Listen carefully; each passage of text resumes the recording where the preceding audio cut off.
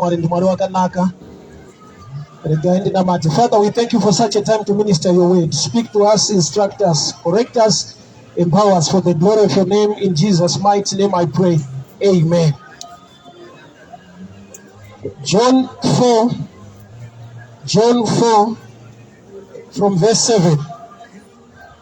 A woman came from Samaria and she came to draw water. And Jesus said to her, for his disciples were gone away into the city to buy food. The Samaritan woman said to him, how is it that you, a Jew, ask for a drink from me, a woman of Samaria? For Jews have no dealings with Samaritans. Jesus answered her, if you knew the gift of God, and who is he that is saying to you, give me a drink, you would have asked him. He would have given you the living waters. The woman said to him, say, we have nothing to draw water from this well, it is deep. Where will you get the living waters? Are you greater than our father Jacob? He gave us the well so we can drink, his sons and his livestock. And Jesus said to her, everyone who drinks this water will be thirsty again. But whoever drinks the water that I'll give him will never be thirsty.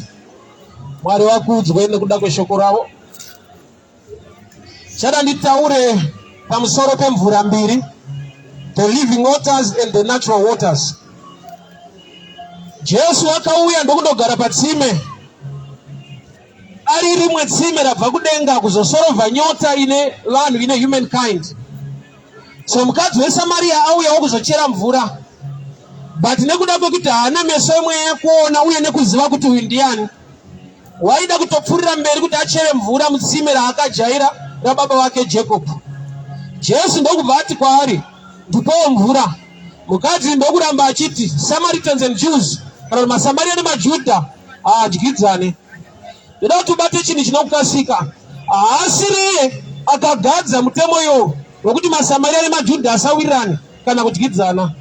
She was just born musystem inekutaura ikoko. Mukadzi uyu, she is a victim of a system yaakaberekwa ari mairi. Nhau dzekunamata Mwari dzinodai so. Isu tine kumburi dzatakaberekwa. Zvichida tine vabereki vaenda kuchechi dzavaienda. Vane zvavakatirera vachitiudza zvakabva pacommon sense yanga isiri revelation or the mind of God. Zvavakaitawo, zvavakaongorora, zvavakaberekwawo futi naivo vari mazviri. For example, indakakura mutsika dzevanhu dzaitaura dzichinongedzera machechi. Yakati haina mate, yakati haisiriasi, avazive Mwari havazodi. Haisi research yakaitwa naMweya Mutsvene akarivhila kune munhu kuti yenyu iri right, it hadzisi right. Maonero akaitwa nemumwe maringe zvaatenda iye zvisina kutendwa nemumwe, ndokubva apasa his own or her own judgment. Ini ndakakura ndichitoudzwa kunzi Roma isi serious, Anglican haina mate, dzakati hadzina mate. Vabereki vangu havanonge vanamata, ndokubva vaudzwa naMwari izvozvo. Vakakurawo mutsika nemasystems aitaura sekudaro. Saka panotodawo kuti munhu achirumurwa manje kubva papublic opinion. Ndandikuparidza pamusoro the mystery of the two waters. Mvura yekutanga etsime raJacob ine mitemo yekuti maSamaria nemaJudha adyidzane. Kana maSamaria akanamata, kana maJudha akanamata, but vane mutemo wokuti kune type yatisingawirirane nayo. Yet the true living waters Mweya Mutsvene kana ari mauri anominister chinonzi love. Vanhu vanoita madifferences sevanhu pane zvimwe zvinhu zvinobatika nekutaurika, but pane chinhu chinofanirwa kuvabatanidza chimwe chete. Ani nani unotenda muna Kristu Jesu unoponeswa. What makes us a family is the blood of Jesus. Ropa rinoita kuti munhu ave muukama kana kuti mufamily. Character haikuqualifyisa kufamily kana kukudisqualifyisa kufamily. Ndo challenge yakaitwa na prodigal son.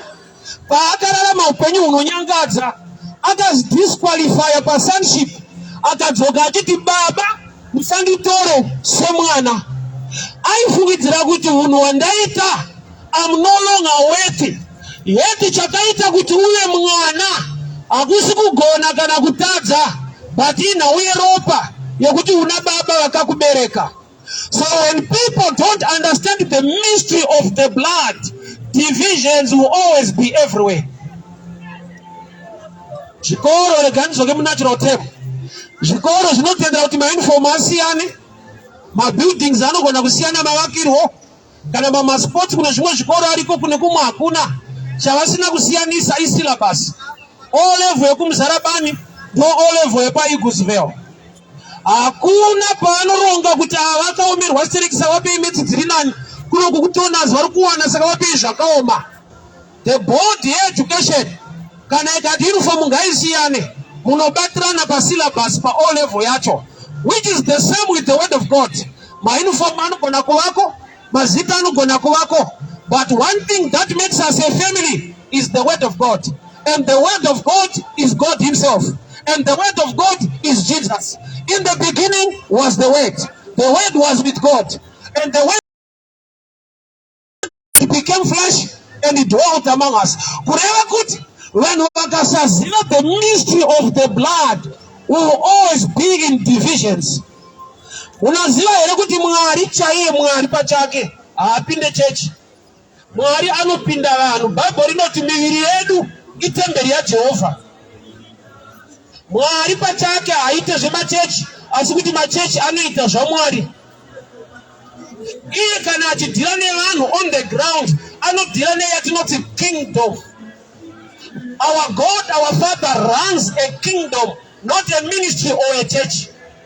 Chaunza ministry or church mark differences pakuona, pakuziva, nezvimwe zvinogona kusafarirwa nekufarirwa nevamwe in different places. Vanhu whether vanonamata vanamate, vane zvavasingawirirani in natural terms. Kune vasingadya nyama, kogoita vanodya nyama, kwete kuti ndezvekunamata ndosarudzira vakaita netsika dzavo nekunyika kwavanobva.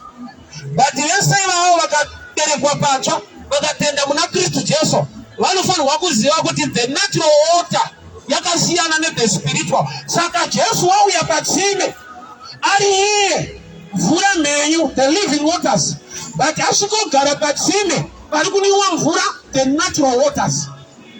So mukadzi ari kutaiwa, isu hazviite kuti ndikupeiwo chirongo nokuti maSamaria nemaJudha adyidzane. Kwake hakusi kuti anonyima stereki, inhau yekuti aberekwa musystem yakonzera kuti agonewo kunyima. Nokuti haasiri akazvitaura, itsika yagara iriko. But iye waifanira kusvika paanokura, wosvika paanonamata nekutsvaka pfungwa yaMwari yekuziva kuti vabereki nyange vakazvitaura ndizvo here kana kuti ndo zvavaifunga. Saka pane pamwe pekuti tinogona kufamba neopinion yaleader with respect to the leaders, but iri era. But nekuda pekuti ndo zvatakangotendawo, hatichagona kurumurwa kubva paera, we make it a doctrine. And I'll give an example. Varume vakaya kuna Jesu vakati, Jesu unotitendera kuramba vakadzi. Mose anoti Jesu, Moses wakatitendera kuramba vakadzi. During the time of Moses, vanhu vainyora madivorce certificate oramba vakadzi. So vakaenda kuna Jesu nenyau yedivorce. Jesu ndokubva ati hazvina kudaro kubva pakutanga, chabatanidzwa nababa hakuna unopatsanura.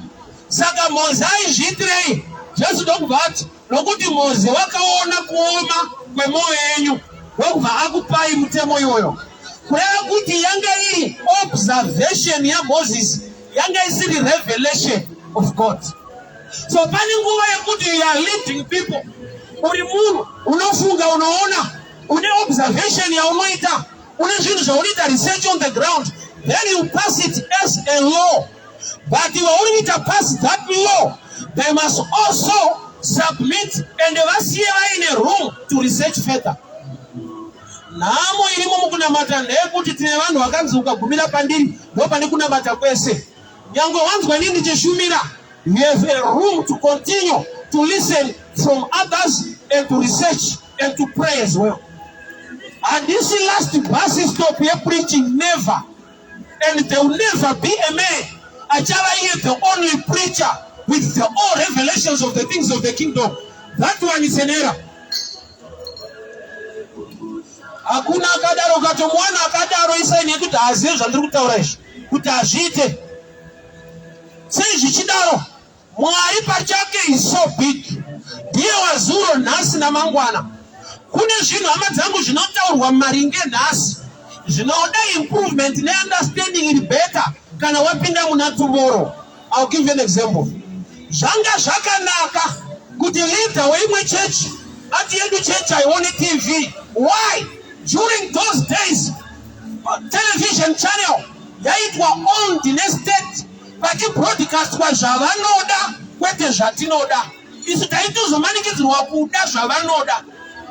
But in our times today, you can have a license and own a television channel and preach the gospel 24 hours. Saka kana kuna akamboti atione TV, anga akataura zvaiva right kwete kuti zviri right. Today things have changed. Vanodawo futi kuadjustwa. Nokuti chakaita kuti ati yenda ione aiti iri kukonzera vana kuita misikanzwa neutsotsi. Pane zviri kubuda paTV zviri kukanganisa vana, which means anotenda kuti TV inoinfluenza munhu. So kana kwani machannels egospel 24 hours, the same television can do the same work to influence people for the positive. So ipapa uende kune mkuru wechechi kuti maitibatirira kuti rambidza TV, unoti manga makapona. But amuonere kuti mazuva ano vhangeri riri kurohwa paTV tinopona.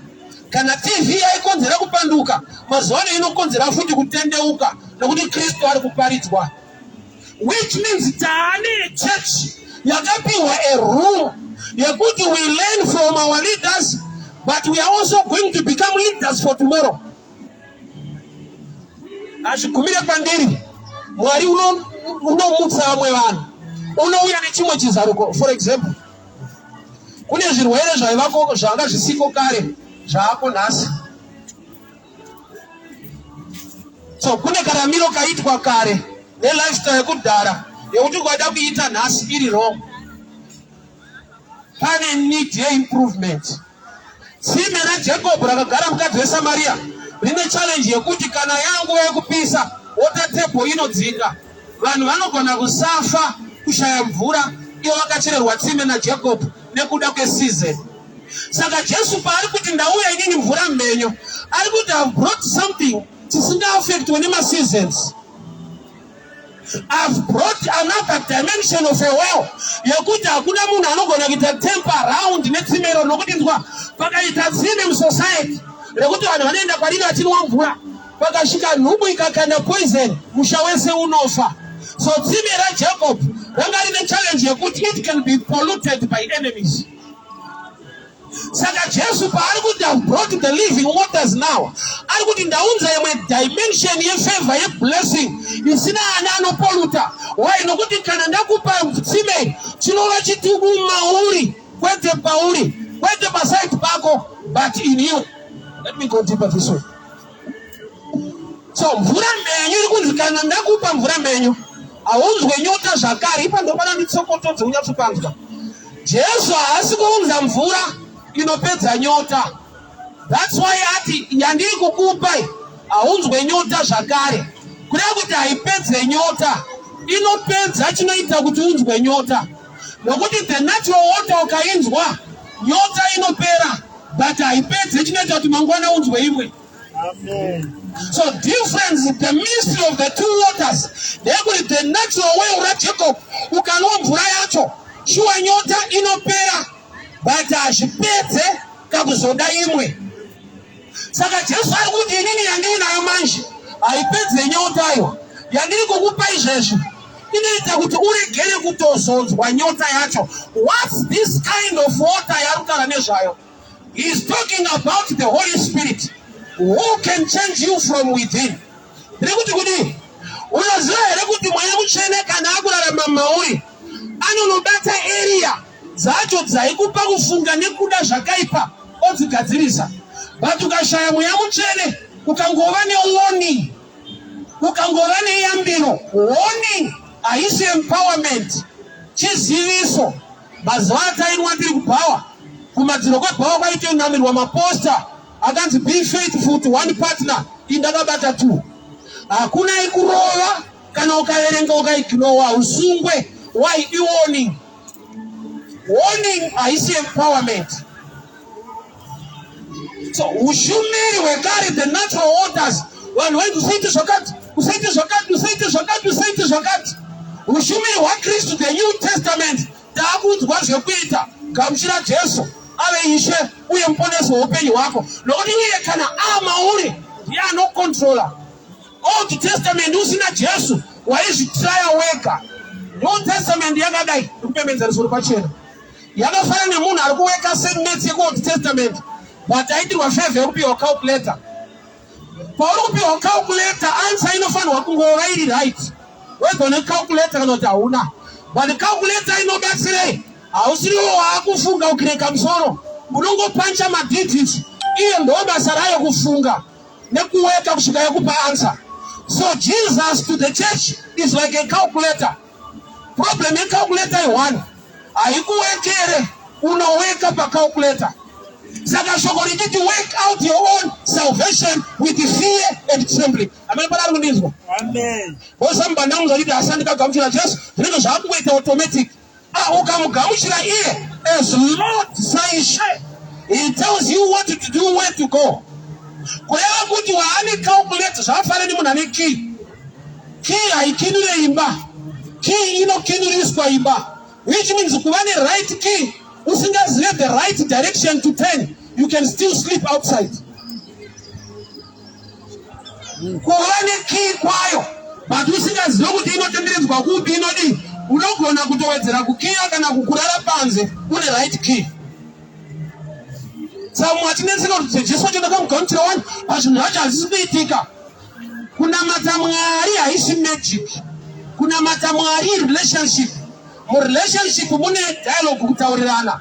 Mune principles, mune zvekuudzwawo zvekuita. I always refer people to this example. Kana wakangotambira kun'anga, ndakamboenda kun'anga kudhara. Kun'anga unopiwa mushonga unopiwa. But mushonga hauna kukwana, hausi enough. Kusvika wapiwa dzinonzi mhiko. Zviga kana kuti maprinciples zvekuita. Unomboziva here kuti mushonga hauna power kudarika mhiko. That's why ukatyora mhiko mushonga haushandi. Une mushonga kwawo but ukatyora mhiko yawakapiwa mushonga iwo chaiwo haushande. Why? Because chinonyanya kushanda munhu anawo kudarika mushonga wacho. Hauna mbondinzwa. Mhiko ine power kudarika mushonga. Ukatyora mhiko mushonga haushande. Kurati chine power pa munhu ane mushonga chi hausi mushonga wacho munhu ane mushonga. Why? Because ndiye anokonzera kushanda kwawo kana kusashanda nekuita safeguard the principles. So the same kana watende ukauya kuna Kristu. Mauri iwewe watu have a role to play for things to move positively or negatively. Ini kuchikora kwandakafoira pandakaita o level 94. Mumwe wangu angari kuside kwangu apa nti Timothy akapasa. Saka andiko ndikunyepera wambere kuti maticha anga siri serious. Zvapa chena kuti anga siri serious ndini.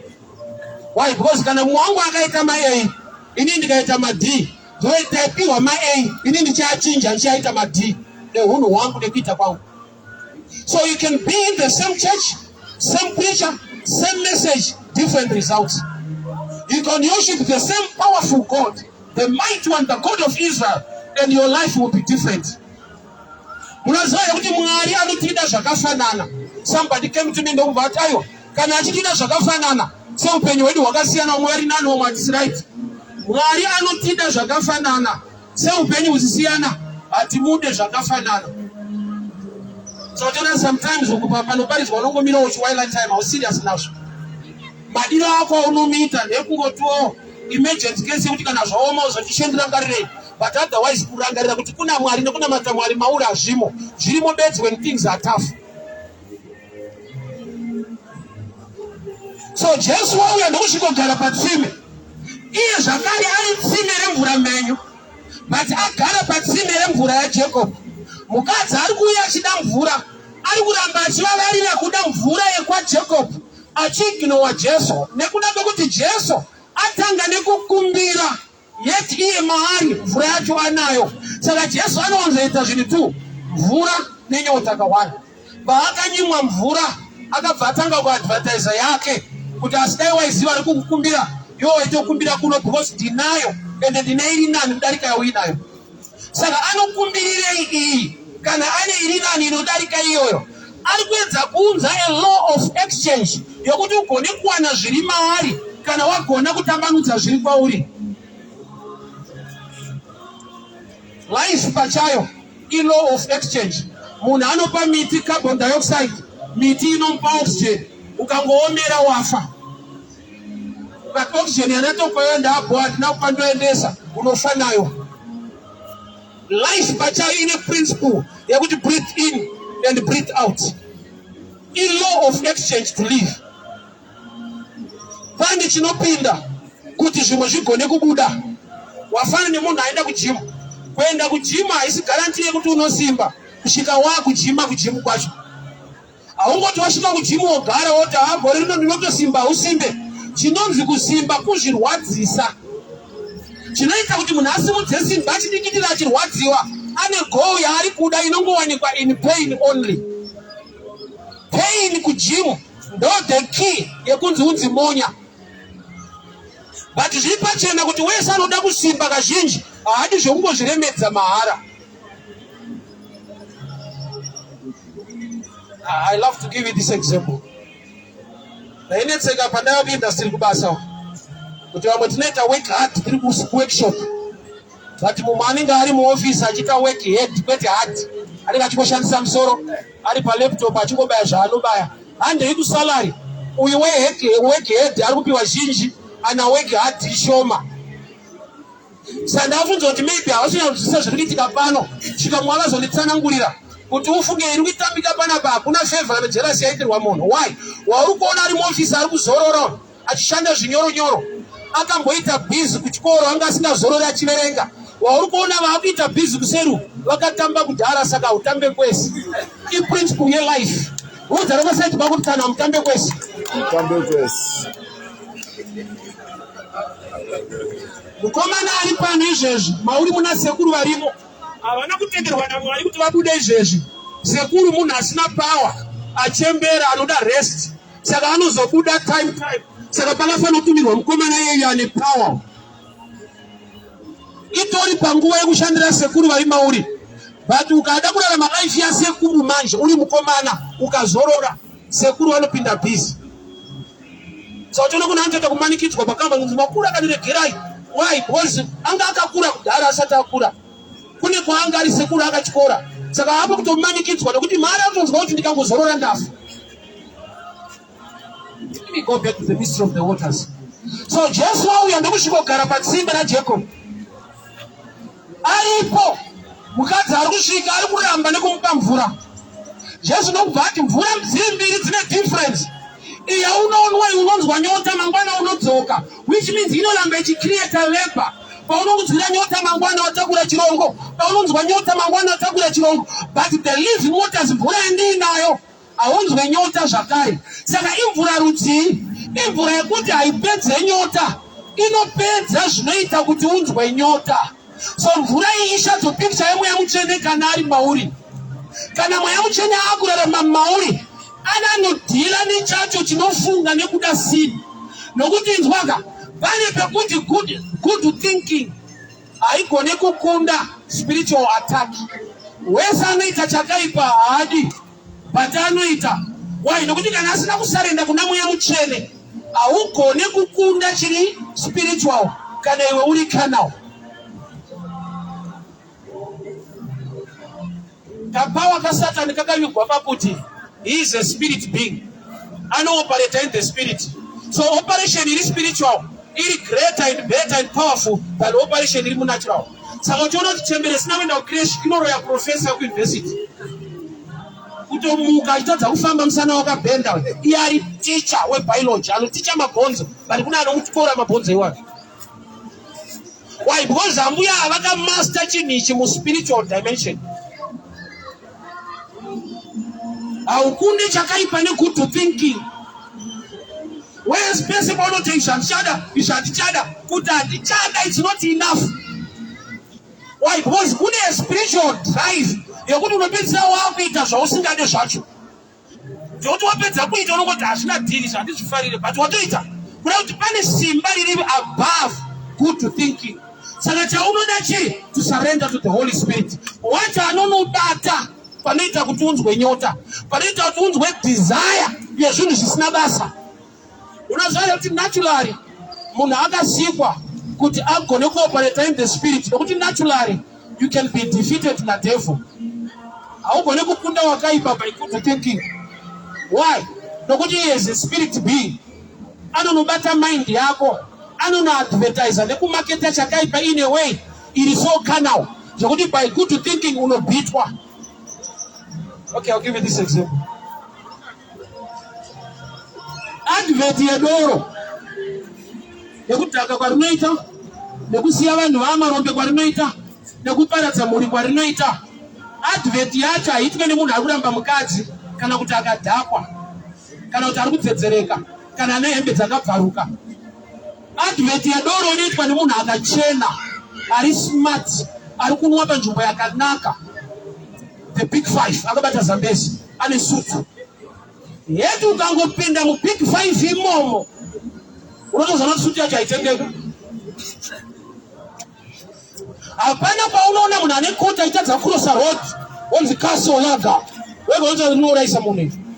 So they make sure kuti ma-effects yedoro hawanikwe pa-advert yedoro. That's how carnal the devil is.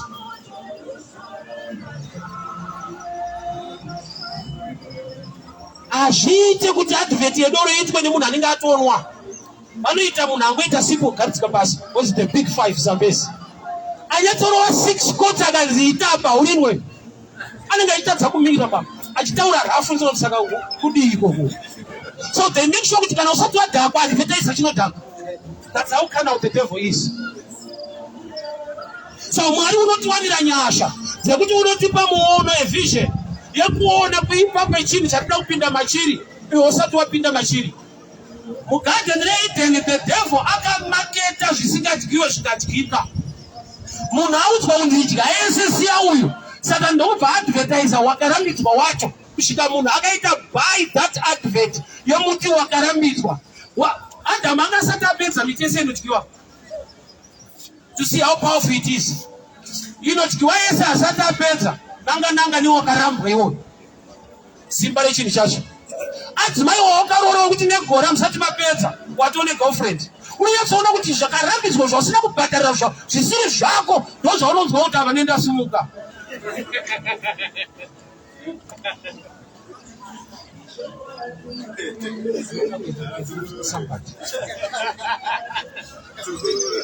Zvakabvumirwa zvako zviri official, zvinobohwa.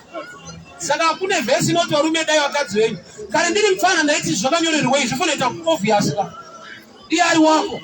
Wakaroora uchida, unoregerei kumuda. Kusvika ndazoroora, ndokuona kuti kuda wako kunamata. Why? Because nature yedu hatiwanzoda redu. Vhesi inoti varume idai vakadzi venyu. Penoti venyu ndo pane vhangeri. Otherwise dai vakati varume idai vakadzi. Vaiti unonoka kunyora.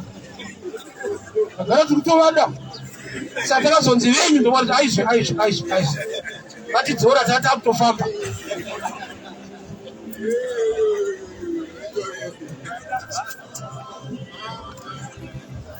So the living waters tsime riri kunzi naJesu yangu mvura ndikakupa.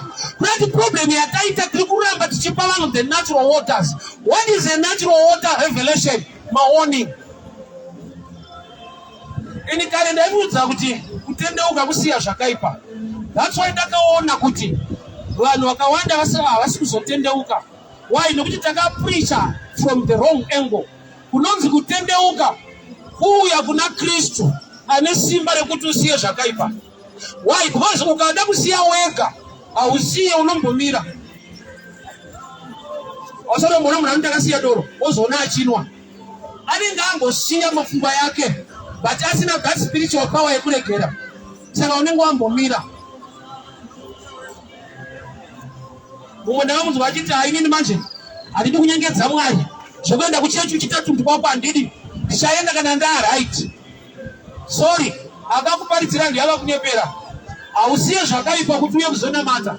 Nokuti ukaona une simba rekutosiya usana mati watomwari.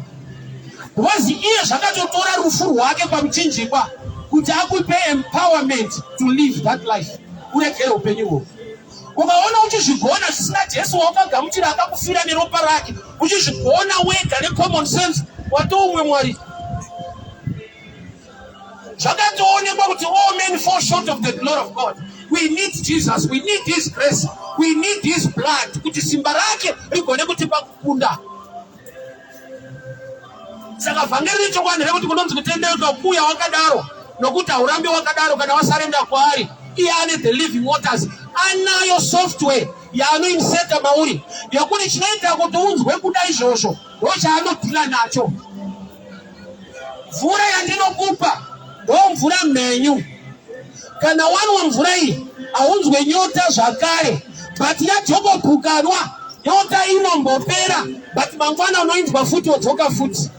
Saka toti wese ari under warning, asina kugamuchira Jesu, asina empowerment, anombosiya zvakaipa, but anozotanga futi. Azviita necommon sense, haana kuzviita by surrendering to Him, the one who has power to make you live a righteous life. Sanza azviite kuti tishene kuti maSamaria nemaJudha adyidzane. Hausi mutemo waakagadza iye, akaberekwa zviriko. Hama dzangu ndinzwei, takaberekwa kune masystems, kune tsika, kune masayings, kune kutaura kwatinogona kumbofungidzira kuti ndo zvaifunga Mwari, tikashayiwa research yekuziva kuti ndiMwari here kana ndo zvaitaura vakuru vedu mukusawirirana kwavo. Hama dzangu, munoziva here kuti vanhu vaMwari vanogona kusawirirana, but vese vari vaMwari. Pane nguva Bible parinotsanangura kuti vamwe vashumiri vakatadza kutenda Pauro. Zvaitotora ushumiri hwaMwari kushumira Peter ine vision yekuona mhuka dzisingadyiwe, Mwari vachimuti uraya udye. Peter ndokubva ati hadzina kunaka Ishe, Mwari ndokubva vati aiwa chandanatsaini naufanhu hwekuramba. Yaiva vision yekuti aende kunoparidza kumba kwaCornelius, nokuti iwo vaingotenda the gospel is only for the Jews, which means zvinototora futi mushumiri kushumirwa kuti azive pfungwa yaMwari at moment. Nhamo ndeyekuti ukava mushumiri asingashumirwe, pamwe pacho unoita zvinhu nezivu but usina revelation of the truth. Peter wairamba kusvika Mwari vakatoti Peter hatumike kusvika ndamupa vision. Kuvision ndomutsanangurira kuti kune varume vatatu vari kuuya nokuti tent gumbezi nemhuka dzisikadyiwe rakadzika 3 times. Mwari vakati 3 times they represent 3 men that are coming to look for you. Kana vauya usarambe, enda navo kumba kwaCornelius nokuti ndoda kuti anzwe evhangeri aponeswe. Sei Mwari vachishumira kuna Peter, mushumiri akarerwa mudoctrine yavo yekuti it's only for the Jews. So you can be called by God, anointed by God to minister, but you need the grace to learn and the ability to learn from others. Jeremiah was a true prophet of God, but Mwari vakambomuti Jeremiah enda kumuumbi wehari. Anoendere kumuumbi wehari. Mwari vane zvavanoda kudzidzisa a prophet. Danger generation yedu, when you are a prophet, you don't learn from others. Richibaba ndinoona, I will run everything. That's an error. Jeremiah, a true prophet of God, was sent by God to go and learn at the potter's house. And remember, a potter is not a preacher. Muumbi wehari asimfundisi, muumbi wehari. But Mwari vakashumira kuti Jeremiah enda unodzidza kwete kuconference, kwete kuchurch, kune muumbi wehari. The danger of our generation, we only believe kuti Mwari anotaura kuchurch. Outside church, there is no God who can talk to you. But there is some room anonzi Gideon. Zvanzi Gideon kana uchichikatora muranda wako pura church 7. Ononzwa kuti vaMidiana vari kuti kudii. The Midianites were enemies to the people of Israel, but they had a message for Gideon. Iwe wakauzwa mufundisi wako ndiye pastor wako chete. Ndiye anotaura kuupenyu hwako chete. Vamwe vese vamatsotsi.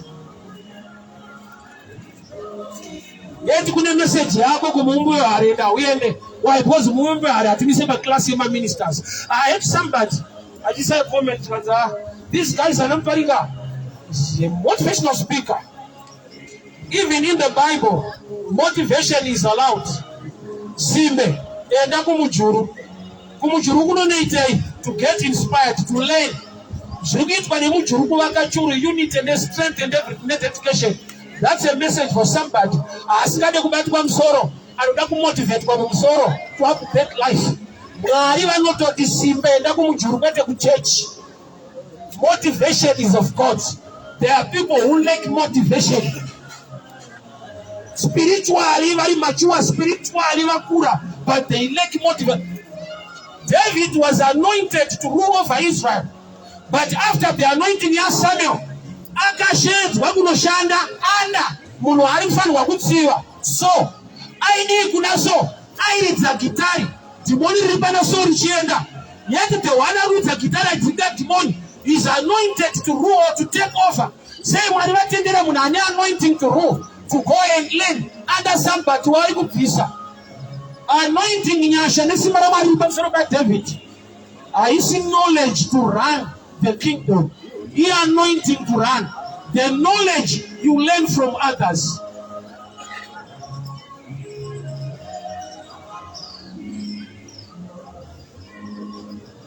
So, zvafana nebhora. Coach webhora anogona kusakunda Messi bhora kana Ronaldo bhora, but anokocha Ronaldo bhora. Let's take a picture. Kufunga kwako coach ari kukocha bhora Messi akanzi pinda muground mutambe, anganyatsotamba ndiani? Saka coach anogona kutokocha munhu anomukunda bhora achibhadharwa mari yekukocha munhu anomukunda. Chii chavari kurespecta? Vari kurespecta skill and knowledge. Skill and knowledge. Akashaiwa coach ari a great player, haana kwaanoenda, he are gifted. Gift is not enough unless you acquire skill to complement the gift. Chipo hachina kukwana kusvika wane skill, wane knowledge. So in the things of life, you must learn to respect elders and those who are above you in every sector yauri.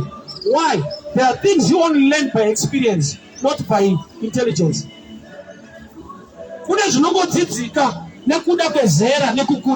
That's why I advise young men, young people to respect elders. Despite you are highly anointed, you are too much in the prophetic, learn to respect elders. There are things you only learn by experience in life.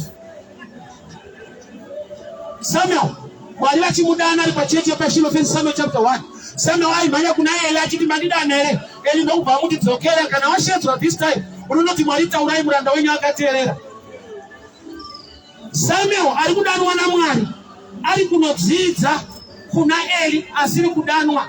Sei nokuti Eli akambodanwa anoziva kutaura kwaMwari. Samuel ari kudanwa but nekuleka experience aziva kuti ari kushedzwa nani.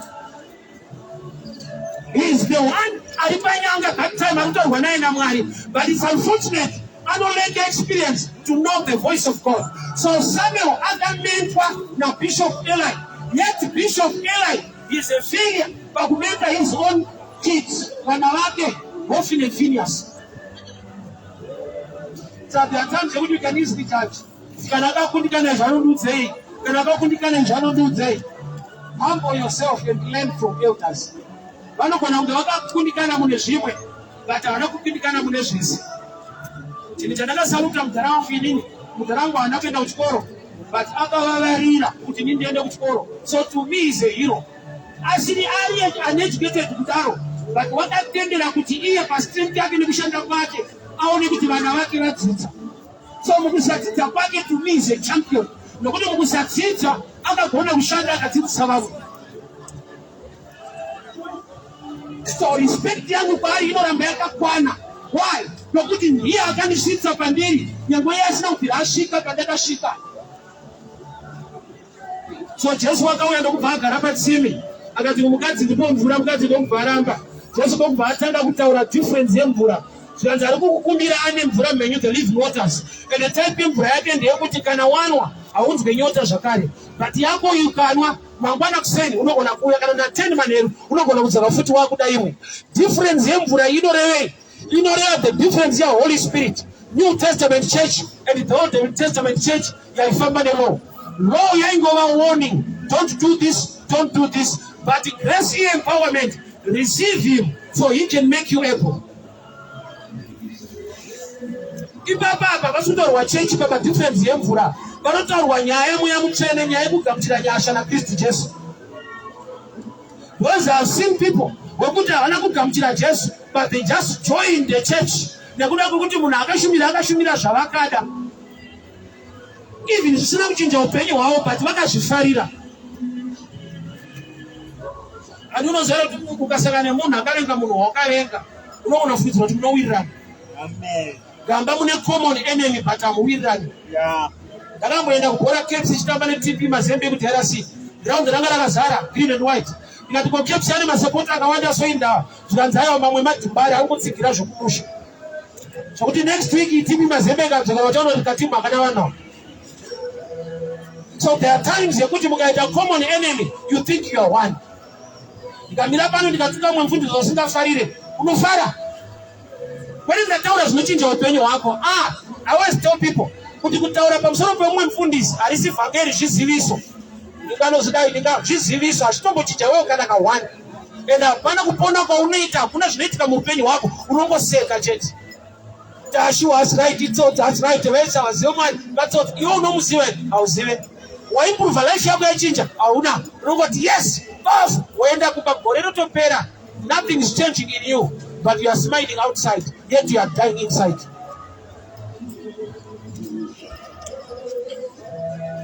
Kana tapedza kuti kwa mufundisi unofanira kundikwenya kuti chimbotaura ika Jesu tipone. Why? Because anotiponesa ndiye akaenda paCalvary kwete inini kana mwe pastor. Hakuna amen ari worth kuparidzwa, hakuna. Ari worth kuparidzwa ndiKristu akaenda paCalvary kuti vanhu vaponeswe. Ndiye ega anogona kuchinja upenyu hwevanhu. Ndiye ega akakuwanira nyasha nekukuda. Nokuti nyangwe ndikatuka vandatuka vaukavengawo. But kuti nindifire iwewe handiite iyoyo. Kana vanobvunza pastor wako kuti pastor munogona kutifira here. Vanokuti ndine mhuri siyana neni. Ndopanoti munhu tsano.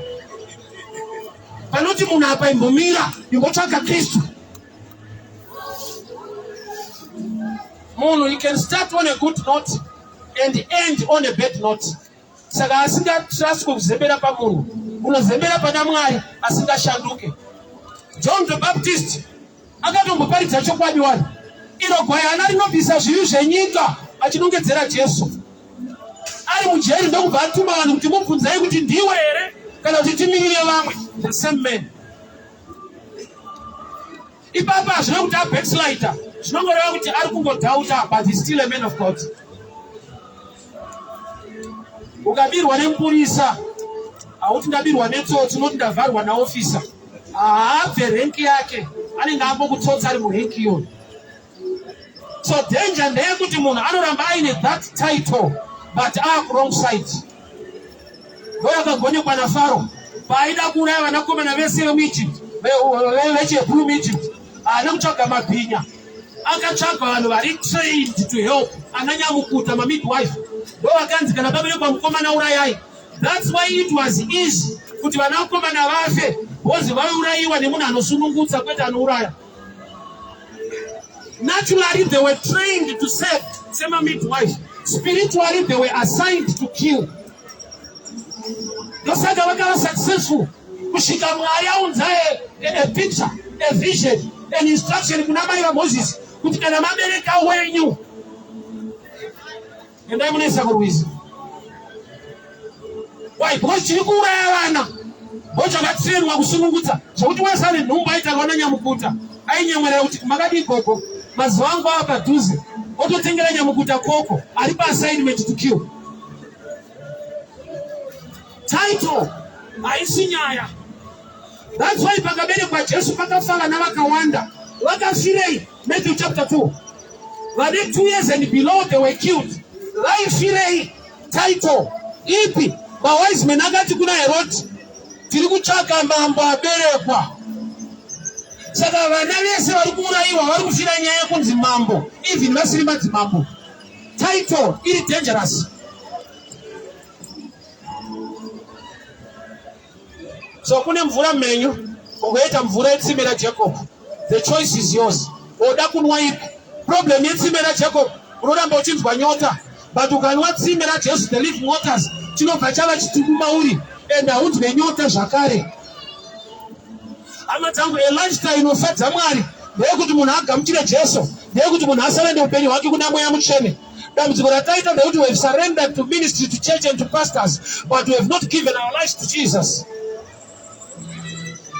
Uitopedza kuparidza mubvunzo wokutanga wemunhu ndekuti munobata muri kupi, kwete kuti makabatwawo nani kuti muite izvi. Because pfungwa yemunhu ndekuti nomunga kwawo anopinda nomunga kwawo ndokuri right. Pachechi panopinda vanhu hapapinde ngirozi. Unogona kutopinda kuchechi ukatonyewa. Ukaona wese munhu akabuda muchechi haana kubudira kuti Mwari ari rafu, akabudira vanhu vari rafu. Mwari anoramba ari right. Hakuna akabuda muchechi akati Mwari wacho aizondikanya aizodai, anokudza pamusoro pevanhu. Why? Because kunopinda vanhu. So chaunofanirwa kuita chii? To get the living waters. Iri tsime raJacob, nyangwe iyi inzwa anobva ati kuna Jesu, isi takatomirira Mesaya. Mesaya akauya achatudza chokwadi. Jesu ndokubva ati wauri kugara naye ndiye Mesaya. So kana uri wekutsime raJacob, hauna revelation to see the things of the spirit. Kunzvera nekuziva zvinhu zvemweya kunokosha. Why? Nokuti kune musikana akane mweya wokumuka, chapter 16, aiteera Paul naSilas achiti avaranda vaMwari vanoparidza zvokwadi vateererei. Paul ndokubva atendeuka and he rebuked the spirit instead of praising her. Nokuti ari kutaura zviri positive but with the wrong spirit. Danger yezvinhu zvemweya hama dzangu hazvigumire pamashoko. There is a spiritual drive behind every message. Panogona kuve a good message under a wrong spirit, zvokuti unogona kuwinana nazvo ukazvifarira, but at the end it will be disaster. A good message inogona kupushwa wrong spirit, vanhu vakaparara. So pese paunoti waparidzirwa kuti powerful, that's a good message. Usiri spiritually mature, usina the living waters, in danger. Sei Paul achituka musikana ari kumubhiga, ari kumuserespecta. Kamusikana kakati kudii, avaranda vaMwari vanoparidza chokwadi vateererei. And Paul turned and rebuked the spirit, not the girl, the spirit. But Paul was mature, yekugona kuzva kuti message yaataura ndiyo tiri vana vaMwari, but the spirit behind haasi Mwari. So even the devil can preach a right message with the wrong spirit. Baba, kuna zvinhu zviri right zvisiri right kuupenyu hwako today zvinogona kukuwadza nekukuuraya. Tine vanhu vafa varigwa kumakuwa, kwete nekuda kwenhamo, nekuda kwokuti vakazoita mari. Mari yakasvika pakudambura upenyu hwake. Tine pfungwa yekuti ndikaiwana zhinji ndorarama zvakanaka, but kune zvinhu zvokuti kana zhinji yacho yapo, kwakanaka kuraramika kwacho kunogona kutonetsa. Kuparidza munyika unonzwisa zvinhu zvakadaro. Munhu anoita mbiri kunzi ane mari, afa. Ane mari, afa. Ane mari, ndianezi, afa. Mari yacho iri ndiyo kunyatsosastena chilife chevanhu ava. Even the devil anogona kutuma kamusikana kanoteera Paul naSilas kachiti vabhige vakuze. Vasona muona kuchechi vanhu vachimboisa mike pamuromo wedhimoni riri kumanifesta kuti inzwai mutsika dhimoni rinoti kudii, moto ndacha, ndindakabata imba yake, ndindakabata muchato wake. Wanzwa zvono musaka zviri kuroorwa, dhimoni riri kutotaura. Beware, the devil's language is lie. Ada kuti pastor vaise focus pamarriage. Yeti dambudziko remunhu haana kubatirwa kumarriage. Madhimoni haagone kutaura chokwadi. Pese paanomanifesta achitaura, ukashaya mweya wokunzvera, uri kudhiraivhwa kunodeliver a wrong thing. Sei dhimoni mumusikana rakati avaranda vaMwari vanoparidza chokwadi, chii changa chakaipa chakanoti Paul aite rebuke. Vanhu vakateera Paul naSilas pavari kuparidza vachifamba, sezvataura dhimoni. Pane mission 1 yatoitwa abort. Mission yekunoita yemiracle muprison, Acts 16:25. Pavanonovhura masuo ese ejeri, mugadi jeri arimo obva aponeswa. Kunoti salvation yemurume iyoyi ine influence yagadi jeri to the fellow prisoners mangwana kana akuparidza Kristu. Saka the devil akaziva kuti better ateerwa nevanhu 50 pane kuti azoteerwa nemunhu 1 anokonzera 1000 kupona. Dhimoni raicapitaliza nekuona kuwanda kwema-effects yezvichaitika. Zvanzi avaranda vaMwari vateererei, handizoti baba pana vanhu vangani vaigona kuteera. Zvakaipei, vanofanirwa kusungwa voenda kujeri. Miracle painoitika gadi jeri paanopona ubhabhatidzwa inzi Gaius, zvoda kuti ane influence nokuti ari kuprison kuna vanhu vazhinji. Kuti kuponeswa kwegadi jeri kwaigona kuponesa vasungwa kana entire town. tani kuterwa 150 nekuti timonera taura. There are times yekuti breakthrough kwauri breakdown. That's why Jesus paakazishandura mabwe echine chimba aitoudzwa ine nzara ndokubva azviramba. Anorambirei nokuti kana iri nhau yekudya une nzara breakthrough, but une chaakanzvera kuti iye pachake is the bread of life, uye pachake is the rock of ages. Saka anoshandura mabwe echine chimba ari kungonzi zviitwe, iwe wacho zvifaite uzvipedze wega. Kuti paitaurwa a mystery identity nekuzvifaita in the spirit. Kune zvinhu zvakanaka zvisina kukunakira today zvekuti Mwari chaanondokunyimira nekukushayisa kukuda. And I always refer people to an example. Nekuti mwana wangu andinaye kumba mfana mudikiso, patinodya sadza nefish tinonzomupa mukaka, chatinopira mukaka kusikumumaka kumuda. I'm sure you understand that. Tinomuda zvekuti fish abate nekunaka kunoita fish tomupa mukaka, isaini yekumuda. But iye akasazwisisa anopota nyazonatoona kwandi makavaniswedze kumukaka. But there will come a time yekuti uchakura uchasvika pakugona kuselekta minzwa nenyama, then you are allowed to enjoy. So kudati Mwari vanotomirira maturity. Do you know kuti a mind to manage, or the ability to manage, imwe qualification for a blessing?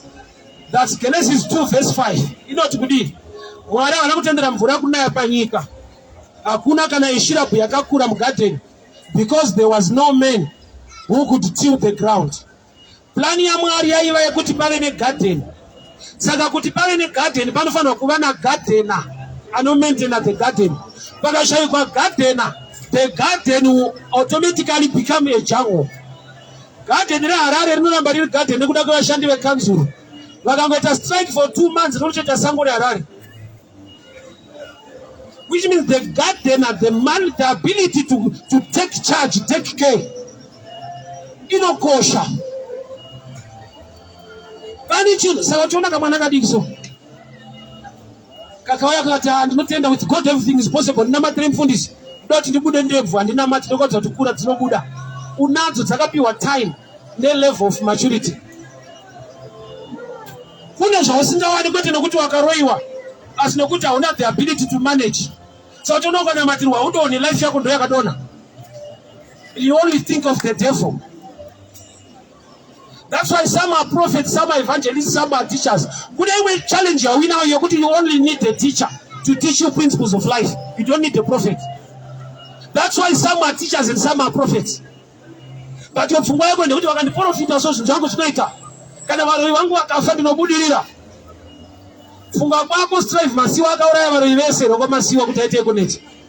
Kuchori ni waroi nanasi. Any principle ya akaita engage. Yakuti weka gari kwa wako, you can still make it.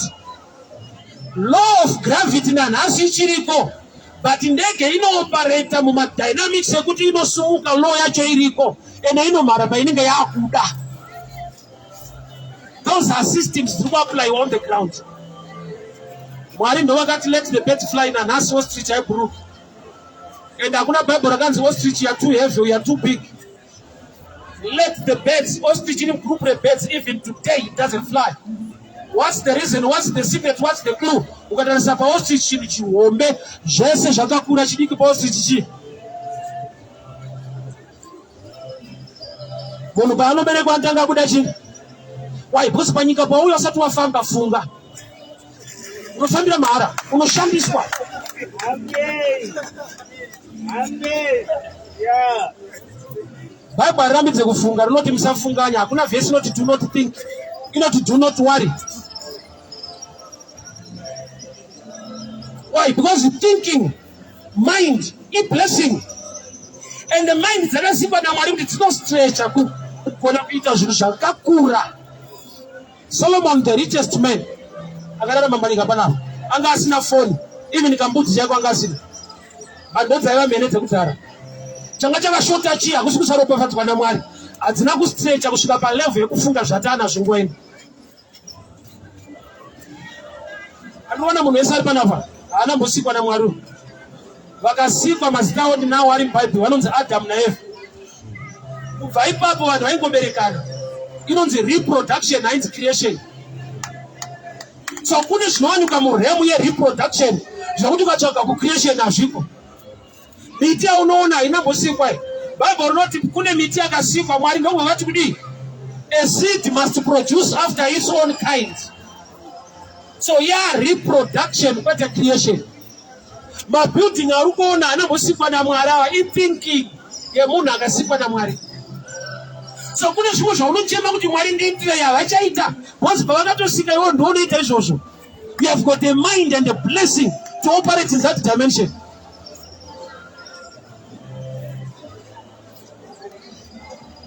The mystery of the two waters, John 4:24. Jesu anze inini handinayo, haunzwe nyota zvakare. But ye Jacob ukanwa, unoramba uchinzwa nyota. Imvura rudzi yekuti ukanwa, haunzwe nyota futi. That's the picture of the Holy Spirit. Wekuti kana mauri, he takes charge and controls you. Kana usina mweya mutsvene, unenge wakufunga wega nekuronga wega. So good thinking haidarike spiritual attack. Mazuva atiri kumabhawa ikoku, chinorarawo kumba kwezvifero ikoku. Ndaitova munhu anotofunga wofunge. Ndiriko wapedza kuita zvaunenge uchiita, wega wanyatsogaya kuti patapa pane zvandiri kuita. Mari yaitokwana mbudzi. Ariki ngatiwira newa, handi unonzoita musoro kana wapedza. Let's be real.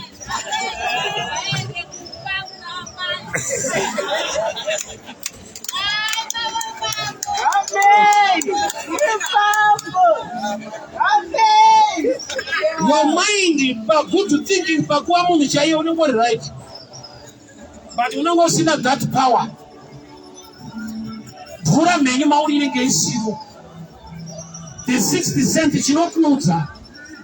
Usatu wa Peter Majil, but you find what Nuza, which is a ship that I will not show you Boshita. But you can also not from my own. Chokuza to Ruza, or one who's papa, or don't know so. Menapo. What better? Your defense of mind, you would have done, Lucas or Peter Manja. Rosina Mahara and the West Amadi. What would I buy moments of pizza? What would I, Mom? Waenda Chibata mani kutoka futi fuwashi. Anozati munhu wese ane musoro kana asakaita mani. Ukaita unozoti hatichazoroga. Yapera unyatsodrafta kuti ndavhura shopu. Ndakudai. Yauya woti tichavhura. Man is a spirit now. Mari ine language, mari ine zvainokuta. Asana muzari munhu kana achitaura so, unoona achiti mari iri kutaura. Man is talking. The same with poverty. Poverty inotaura futi. Pane pekuti munhu akataura unonzwa apa nhamo yataura.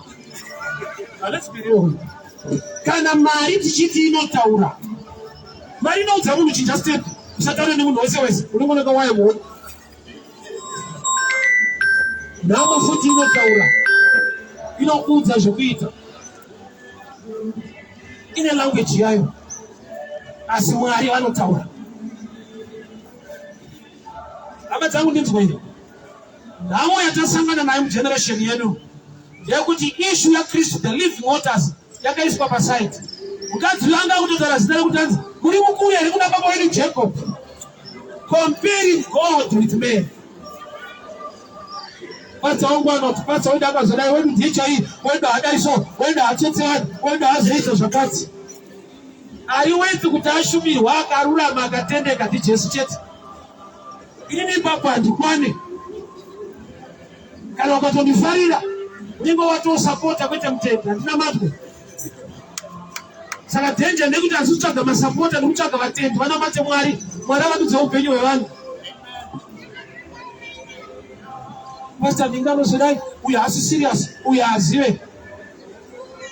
Shuga advert yayo haimboveka taura nezvesauti.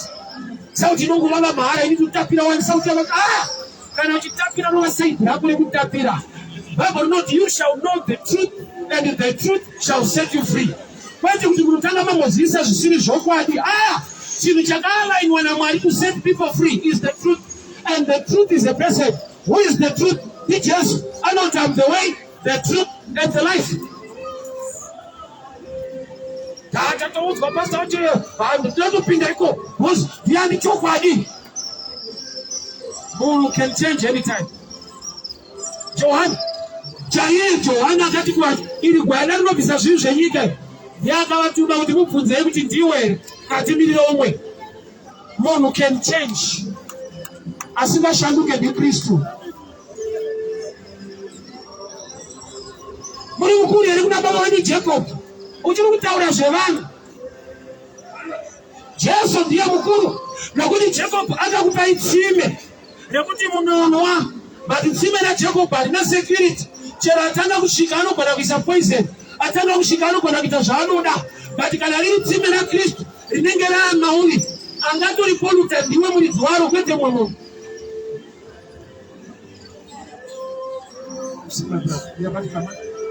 Let me just finish one statement. The mystery of the waters. Jesus anoti, I'll give you the living waters. Yekuti kana wanwa hawezi kunyota zvakare. Anakutaura zita remunhu ataura pamusoro pemvura menyu. Anova mweya mutsvene, anova yaKristu Jesu. Uyu mukadzi angaitaura nezvei? Aitaura nezvababa wedu Jacob. Vhangeri rekukompeya nderevana vadiki. Pauro akambosvika pane chimwe chikwata chichiita nharo. Vamwe achiti tinowo kwaApolos, vamwe tinowo kwaPeter, vamwe kwaSifas, vamwe kwazvikanzi pamazita ese amatauro yamaking an error. Akaenda pamuchinjikwa neupenyu hwenyu ndiani? Apolos neeloquence yake haana kufira vanhu, akafira vanhu pamuchinjikwa ndiani? Jesu. Saka zvokuti tinowo kwani inharo dzevana vadiki. Kana wakura mukingdom yaMwari hapanongedzerwe madzibaba edu ana Jacob, panotaurwa pamusoro paKristu anochinja nekuvandudza upenyu hwevanhu. Father, we thank you for your word. We thank you for your grace. We thank you for mazvita nekutara muupenyu hwedu. Tokurambire sekwamuri. Zita raJesu. Amen and amen. God bless you. God bless you. Mufambe munyasha Mwari vakuitire nyasha zvikuru. We meet again tomorrow. Where is my?